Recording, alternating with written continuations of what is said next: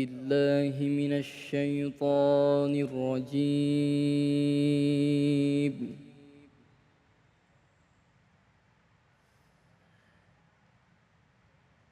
بسم الله الرحمن الرحيم.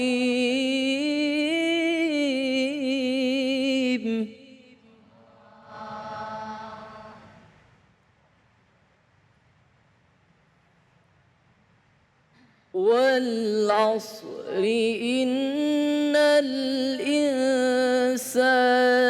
لفي خسر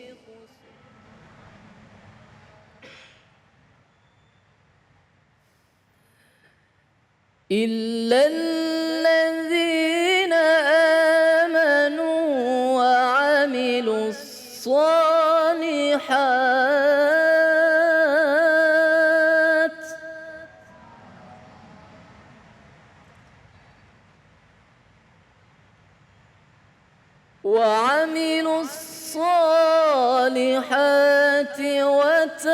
وتواصوا بالحق وتواصوا بالصبر وعملوا الصالحات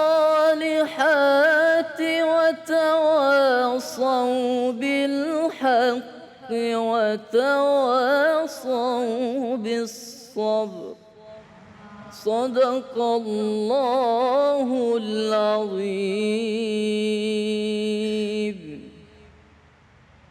Maha benar Allah dengan segala firman-Nya.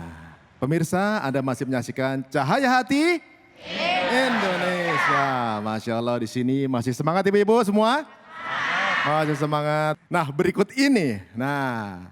Bicara soal hubungan suami dengan istri, bagaimana kekompakan rumah tangga, bagaimana bertemunya. Ternyata kita akan tahu bahwa hal yang paling mahal adalah waktu. Andaikan kita bisa putar waktu dari zaman ketemu dulu atau juga zaman dulu mestinya lebih ngaji lagi. Aduh, banyak hal tentunya akan diulas dari satu surat yang barusan dibacakan sama Azmi. Berikut surat Al-Asr yang akan ditadaburi oleh guru kita Kang Rashid. Kepada Kang Rashid, kami persilakan. Fadol. Terima kasih Mas Ari. Bismillahirrahmanirrahim. Assalamualaikum warahmatullahi wabarakatuh. Ayahanda, bunda, para jemaah Masjid Al-Mukarramah, Cikarang ya. Semoga sehat walafiat ya. Amin. Juga pemirsa Cahaya Hati Indonesia yang dirahmati Allah. Tadi kita ada diskusi bersama Mas Ari bahwa Allah itu mengajak diskusi, bukan merendahkan diri, tapi mengajak diskusi dengan Nabi Musa. Karena Allah tetap Maha Kuasa. Kali ini Allah juga mewahyukan firman-Nya melalui Kangjeng Nabi Muhammad, yaitu surat Al-Asr. Izin wallahu a'lam bimuradi. Kami mendengar sewaktu kami belajar di Al-Azhar Mesir, ada ulama fenomenal namanya Imam Syafi'i. Mungkin Bunda Ayahanda kenal, semua madhab di Asia Tenggara menggunakan madhab Imam Syafi'i. Beliau mengomentari surat ini. Kata beliau, walau ma najala hujjatan ala khalqihi illa hadhihi surah lakafathum. Imam Syafi'i berkata, kalau toh seandainya Allah tidak menurunkan bimbingan kepada makhluknya, Allah tidak menurunkan wahyu ke bumi ini, kecuali hanya surat ini, lakafathum kata Imam Syafi'i, sudah mencukupi itu. Jadi dengan kata lain, Bunda Ayahanda, kalau kita berjuang, berusaha, mentadaburi, betul kata Mas Ari tadi, tentang surat ini sudah cukup itu. Dengan kata lain, bukan berarti ayat lain tidak perlu dikupas. Tetapi ringkasan semua surat dalam Al-Quran ada pada surat ini. Surat ini pendek, ada 3 ayat. Saya kira Bunda hafal insya Allah ya. Wal asri. Taib, maknanya wallahu alam bimuradi. Kang Rashid, surat ini ngebahas tentang apa? Surat ini Imam Muhammad Abduh, beliau adalah rektor Al-Azhar yang dahulu. Beliau menyampaikan, dulu pada zaman Arab, di Arab itu dulu mengenal 2 waktu. Ada waktu sial, Mas Ari, ada waktu yang untung. Punten bukan Ari Untung ya. Waktu saya. Jadi dikenal dulu di Timur Tengah sana, tempat turunnya Al-Quran, orang-orang itu hanya mengenal 2 waktu saja. Bukan waktu siang, bukan waktu malam. Tapi yang dia kenal adalah waktu yang sial dan waktu yang untung. Dasar waktu ini sial saya gitu. Kemudian Allah meluruskan budaya ini.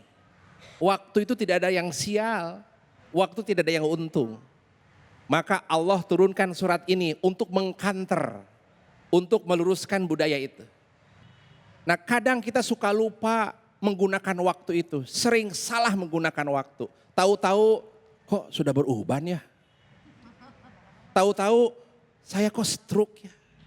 Dia tidak bisa menggunakan waktu. Maka Allah bersumpah, sesuatu yang dipakai sumpah berarti itu penting sekali. Wal asri demi waktu, wal laili demi malam, wan nahari demi siang. Maka waspada dengan waktu. Kalau kita tidak bisa memanage waktu, punten. Maka ada ayat keduanya. Innal insana lafi khusr. Kalau engkau tidak bisa memanage waktu, engkau dipastikan lafi khusr. La taukid menegaskan engkau pasti akan tersesat. Engkau pasti akan rugi. Kita tidak mau ini kita hidup rugi 60 tahun rugi, 70 tahun rugi, 40 tahun rugi. Maka punten supaya kita tidak termasuk rugi ya, lafi khusr. Khusr itu terjemahannya bisa tersesat. Khusr itu terjemahannya bisa merugi dan bisa celaka. Oleh karena itu singkatnya Allah menjawab supaya kita tidak termasuk orang-orang yang rugi ada kuncinya. Yaitu ayat nomor 3 penutup surat Al-Asr. Terima kasih Ustaz Azmi ya. Di sini Allah menyampaikan kunci orang-orang supaya menjadi untung di hadirat Allah. Seperti tadi Nabi Musa diajak bincang sama Allah, kita pun mau diajak bincang sama Allah. Ya, kalau maksiat gak mungkin diajak bincang sama Allah. Tapi kalau taat itu bisa diajak bincang sama Allah. Bagaimana Kang Rashid supaya selamat dari kerugian ini? Allah menyampaikan illalladzina amanu. Itu yang pertama. Yang kedua wa amilus solihat. Yang ketiga watawasau bil haq, watawasau bis sempat. Sedikit punten. Kunci pertama mengamankan hidup di muka bumi iman. Amanu. Setelah keimanan itu maka agama cuma 2 tanggung jawab agama tuh. Pertama pengetahuan, yang kedua pengamalan. Tindakan beragama yang utuh cuma 2, pengetahuan, yang kedua pengamalan. Mengetahui siapa Tuhanmu, kalau sudah tahu beramal tuh kepada Tuhanmu. Pengetahuan dan pengamalan. Yang pertama amanu, mengetahui siapa Tuhanmu. Kalau sudah mengetahui harus dipraktekkan. Bagaimana engkau mendekat kepada Tuhannya. Nomor 2 wa amilus sholihat. Punten bunda ayahanda, kadang kita baru di level 2 ini. Amanu sudah Kang Rashid, saya sudah beriman sejak dahulu kala. Sampai detik ini akan beriman kepada Allah. Dan saya sudah beramal soleh, sudah haji, sudah sholat, sudah sedekah. Tapi punten, kalau baru 2 masih kategori rugi. Belum selamat. Masih di zona merah, belum zona hijau. Kenapa gitu Kang Rashid? Kalau iman dan amal soleh buat bunda sendirian itu mah. Anakmu, suamimu, tetanggamu, kemudian followermu. Maka masuk nomor 3. Watawasau bil haq. Apa yang engkau imani, apa yang engkau amalkan harus dipublikasikan, harus disiarkan, harus ditablikan. Watawasau bil haq. Papa, punten, sholat teh wajib pak. Maka kalau sudah dia mengajak orang lain benar, dia sudah watawasau bil haq. 3, itu masih rugi juga. Masih rugi. Maka nomor 4 harus watawasau bis sabr. Ketika bunda mengajarkan kepada anak harus dengan kesabaran. Sabar betul Mas Ari dan kita semua.